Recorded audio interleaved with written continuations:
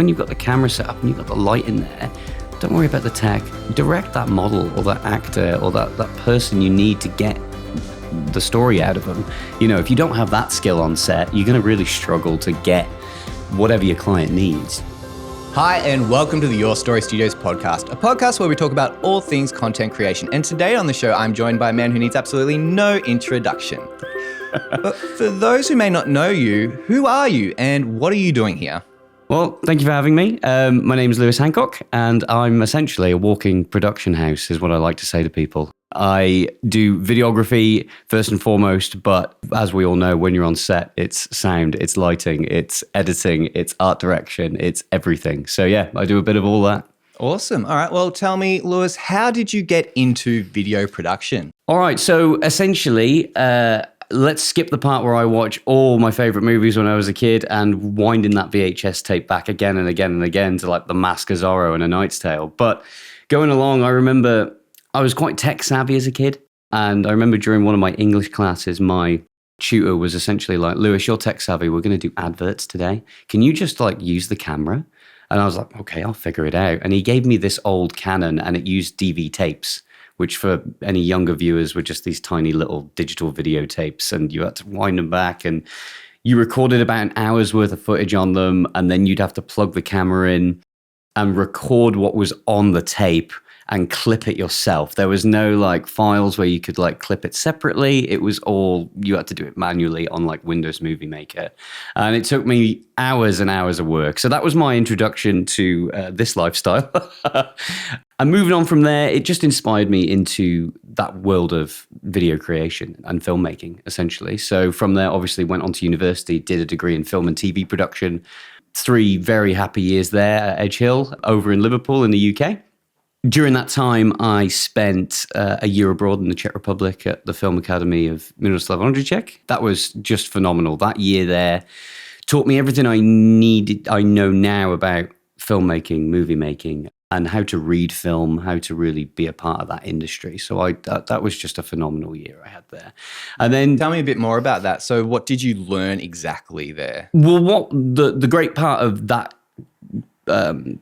that year there essentially was every tutor we had was an industry professional. So all the theory was rooted in practical application. I remember some of my favorite classes were like the art direction classes. And we had a professional art director who'd worked on several, like so many films that were being made there, stuff for Hollywood, stuff for Europe. And she would come in and have a lesson about like the use of art in cinema. I think I remember the one specific subject was on art in Once Upon a Time in the West. I think the key villain in that film has a picture of the sea inside of his train carriage, even though he lives in the Wild West and he's in the desert, you know, and it's all about that freedom that he wants. And just that little hint, that piece of artwork in that scene brings you into the character and makes you empathize with the villain quite a lot. So that kind of tutelage is what I got there, as well as all the practical stuff of let's get out and shoot something. Because it was a film school, you had cinematography, you know, majors, you had directing majors, you had writers, etc. And then they just threw you into a room together and they're like, right, he's your DOP. This is what he's going to do. How are you going to direct him, etc. It was just fundamental to my experience and set me up so well for the direction I can do on set, essentially, which I really pride myself on, to be honest. I'm really happy to get on set, start taking command, really make decisions and get whatever the client needs, essentially. So you knew you always wanted to be a director? Oh, 100%. Yeah, that was always the key part of it was I wanted to tell stories. That's always been the thing, you know. And you hear it a lot. I mean, that's why we all got into it, right? You know, that's what we all wanted was that, you know, the big movie, the big feature. And it's still something I'm working towards every day. You know, every single time I'm on set, I'm like, what can I take from this? What can I learn from it? Being a director is where my real passion comes in, for sure. Yeah, and then everything else is just, well, a necessary evil? Well, I mean, like like I say, I've always been fond of technology and learning the tech has been, sometimes it's a labor of love. It really is. There was certainly a period between like the Canon 5D Mark II in like the sort of early 2010s up until like now, where there's this explosion of technology and you know, we're gonna, every year there was like a bigger sensor or more dynamic range and this, that, and the other. It's like yada, yada, yada. And you have to learn all this stuff. which is fine, but it really does take away from the real key element, which is when you've got the camera set up and you've got the light in there, don't worry about the tech. Direct that model or that actor or that person you need to get the story out of them. You know, if you don't have that skill on set, you're going to really struggle to get whatever your client needs. Do you know what I mean? So. Yeah, absolutely. So you've had a great experience at university. Where to next? Well, straight out of there. So I was based in the UK, Liverpool and Manchester, sort of northwest area, and the film industry at the time was kind of there. We did do one project. One of my official credits is like Criminal Outside of Police Station. I've got an actor credit. And a film called Hector that was a independent British film, and I was a location supervisor on that film as well. So I did that feature, but then. Other than that, there wasn't too much in the Northwest at the time. However, in Manchester, they had just finished building Media City UK. So the BBC, ITV, major TV studios were set up there. And so, like everyone else, I flocked, and we went straight in. And at first, it was banging on every door I could, whether it was CBBC, BBC News, ITV. Eventually, I got involved with a lot of production companies who were doing like talent shows. So I've worked on like X Factor, Britain's Got Talent. Gary Barlow had a show called Let It Shine, which they were trying to find a group of lads to do the musical version of the Take That story. That was a particularly fun one because I got to be a camera assistant on a lot of the jobs there and just met a bunch of celebrities through that, which was really quite fun one day. We had to film all of the judges and coaches that were there. So we had everyone from like Ricky from Kaiser Chiefs, and we had Gary Barlow, Danny Minogue, for example, Lulu came in. So that was a really fun day. And that was the kind of work I was doing at Media City, was a lot of camera assisting, data boy work, and yeah, just anything I could to get my foot in the door more than anything. Yeah, so when you were starting to do those roles, did you have much experience, or they kind of just pushed you and said, hey, be the data boy? There is a lot of that, yeah. So you go in as like, essentially you start as a runner, and then like, what else can you do? What are you good at? And it's like, well, I'm good with the cameras. And it's like, right, I need you to go get those 2 SD cards out of camera, 3B. It's on this set. Go talk to Jerry. He's got the camera. He'll give you the thing. And you just run back and forth. He'll be grumpy, but that's all right. Yeah, don't worry about it. It's like, Jerry, I need the cards, and, and he's just like, And yeah, you run them back. You get everything saved because obviously you drop one of those things and you've lost a lot of money. There's a lot of pressure. And that's sort of how you go, essentially. And you just jump into every role you can. You have to keep pushing, especially in that industry. It was really tough in the TV industry to get in the first place and then sustain it as well. Because you're technically a sole trader at that point as well. You're a freelancer. And so you just have to keep calling, keep emailing people. What have you got next? Are you crewing up for this, etc. So it was a fun couple of years doing the TV stuff. And alongside that was my first foray into freelance video, essentially, because I had a camera. I knew how it operated. I'd gone through university. I was like, let's just see what money I can make here. And at first, I think my first gig was for £75. So it was like $140. And that was the whole thing. And I was outside of a supermarket for a day filming some Liverpool Football Club players for like a Nivea skincare thing. They were just doing an event. It was like a brand activation thing. But I was there filming all day, and I think I actually got in the way of the official Liverpool men's team camera crew. The guy I was with was like, keep doing what you're doing, you're getting the best stuff. But I was definitely annoying those guys. And it's those kind of lessons you learn later. It was We'll good. never work in this town again. Yeah, literally. It was good to be eager and keen. But like, nowadays, if I had a young guy doing that to me now, I'd probably put my hand on his shoulder. Yeah. And what kind of camera were you shooting with back then? Oh, that was, what did I have? I think that was the Mark 1 A7, maybe, with a real makeshift lens kit on it, I think. You know what? I think I actually had like some sort of really cheap adapter, and I think it was a Pentax lens that I was using for my analog camera. Like, that's how like little money I had, and that's what I was shooting on. And you had to be really careful with that lens because the colors were not correct. So that's where the prowess of editing comes in to help you out. I know they say we'll fix it in post. Don't do that. Get it right in production. Get it right in production. But yeah, you do. If you do have to fix it in post, you do learn a lot pretty quick. Yeah. And so moving on to there, how did you then progress and get, I guess, better gear, better jobs. Yeah. Well, I worked More with higher paying jobs. more higher paying jobs. Yeah, we eventually got there. I realized, that I could actually make a bit more money than I was making. So, upped all the rates. And essentially, I think it was about 2 years worth of doing brand activation stuff. There was a lot of talking heads bits. At this time, it was sort of, YouTube was obviously still like there. People wanted it for that. Some stuff would go on web. I don't think people really knew the power of what video could do. Characters like Stephen Bartlett came along and completely changed the industry as far as I was concerned. They understood the value of something like this, talking to people, getting to know their stories, and then also the advent of social media and the rise of all that as well with video production. So suddenly I found myself in a job following a CEO around. It wasn't Bartlett, unfortunately, but it was Gary Vee. It was Gary. I wish. No, it was just another gentleman who was in Manchester. A load of entrepreneurs wanted that kind of content, and that's what I could suddenly provide. So suddenly I was following this guy around. We went all around Europe. I was in Serbia. I was in Spain. And we were just doing all sorts of stuff. I did training videos for him, graphic design, and like motion graphics stuff for his companies. So that was really good. That was solidified my place in sort of a corporate video sense in a way, and realized that there was money to be made here. There was an industry that was being built. And we sort of went from there, to be honest, until a position came up at a beauty company, which was a senior position. And I was there for the next 3 years. So I got involved in the beauty industry. And that was just an absolute ton of fun. That was really special because we had a great team. The people I work with there are still some of the best in the industry, to be honest, as far as I'm concerned. The retouchers, the photographers, the video guys I work with and help train, they were just spectacular.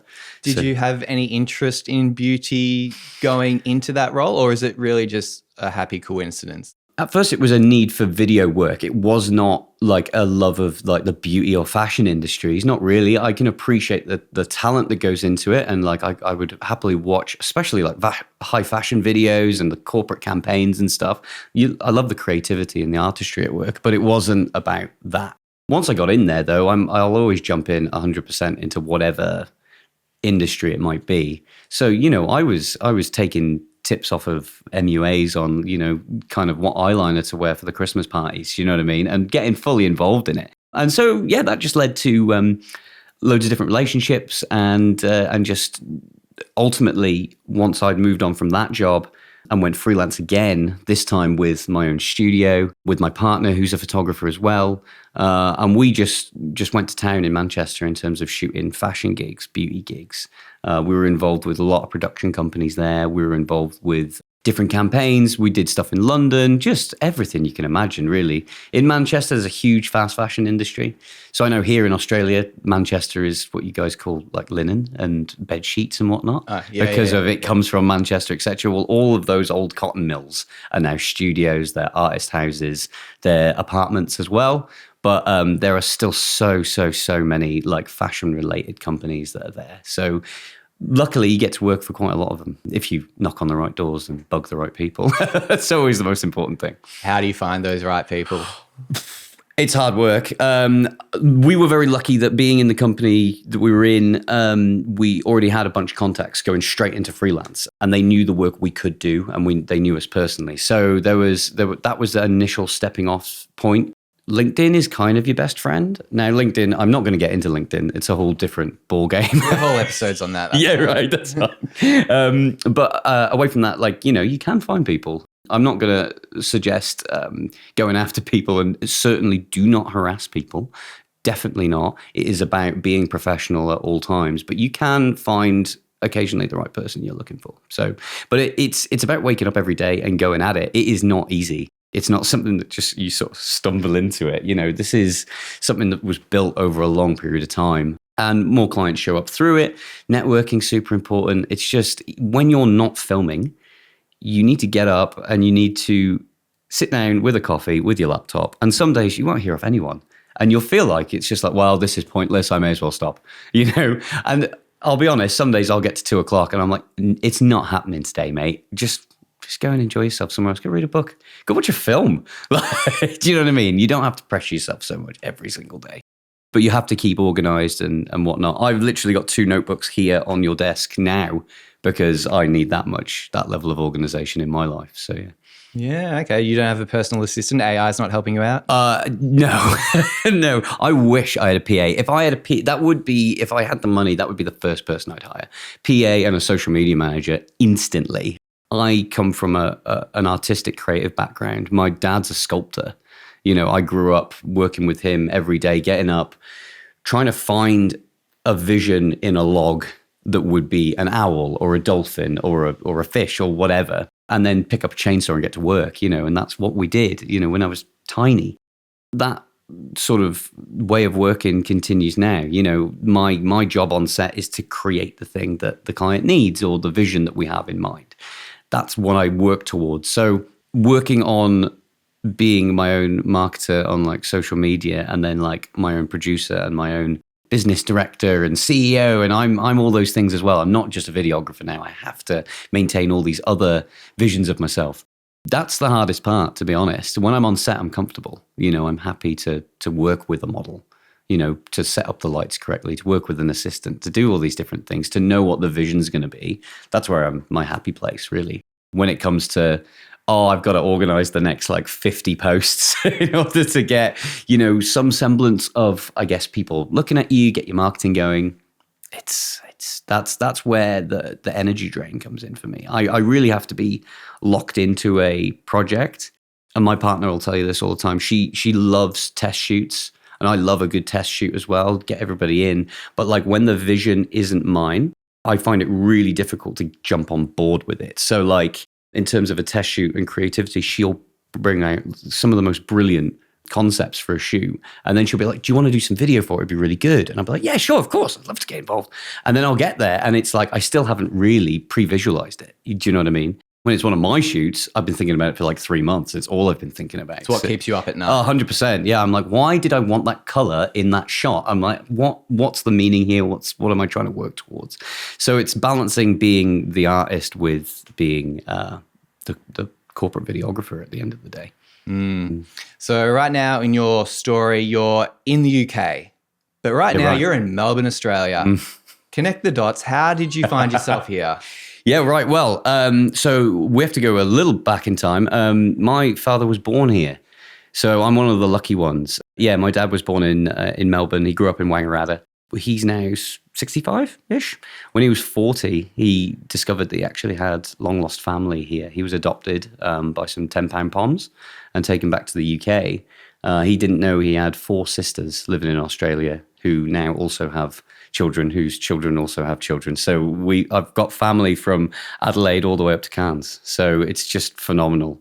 Essentially, I found out about that when I was a kid. I've been in contact with many of them over like Facebook and whatnot over the years. And then it was suddenly time. We just thought, you know what, we could either build something right here in Manchester, or we could go on a bit of an adventure, really. And so I did the paperwork. I got my passport, and off we came.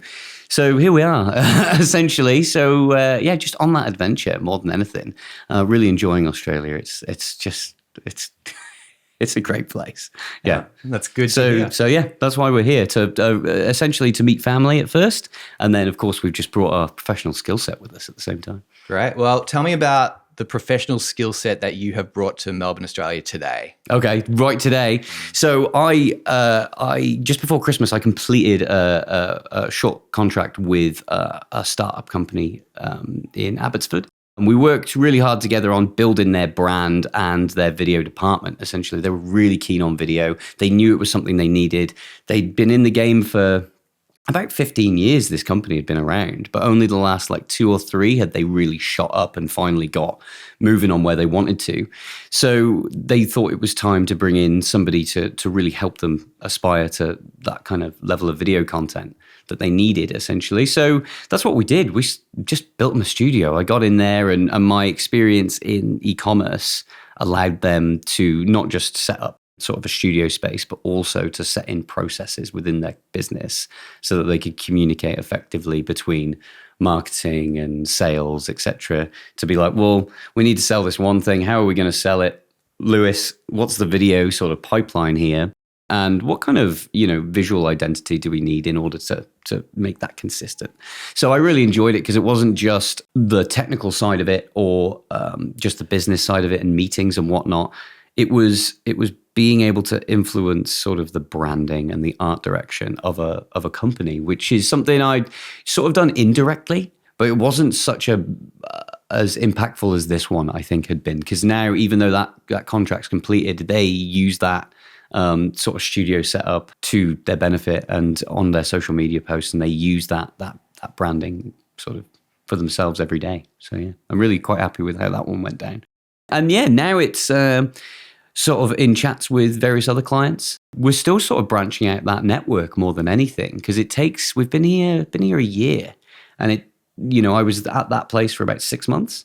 So it takes time to really get to know this city. It's a big place and there's a lot of good people here. So it's trying to find the routes into various businesses. Yeah, and there's also a lot of opportunities as well because businesses have caught on in the last few years, oh, we need video. Yeah. Where's someone that can do video? Hello, I can do video. Yeah. So that's really encouraging. Yes. Looking towards the future, what do you see for yourself?